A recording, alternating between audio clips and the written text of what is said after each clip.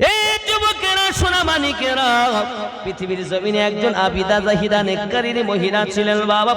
ওই মহিলাটির নাম ছিল হযরতে রাবিয়া বাসারি রাহমাতুল্লাহি আলাইহা। পৃথিবীর জমিনে এমন ইবাদতী ছিলেন, এমন আল্লাহর ইবাদত বান্দাগি করেছিলেন বাবা। রাবিয়া বড় গরিব ঘরে জন্ম নিয়েছিলেন। আব্বাজি আমার, দেখবেন পৃথিবীর জমিনে যাদের ঘরে মেয়ে সন্তান জন্ম নেয় তারা আপনার পুত্র আশাবাদী হয়, যাদের পুত্র বেশি হয় তারা একটা মেয়ের আশাবাদী হয়। বাবা আমার, দরুদি নবী হাদিস শরীফে জানান, আল্লাহ পাক যাকে ভালোবাসে আল্লাহ তার ঘরে বেশি বেশি কন্যা সন্তান দান করে।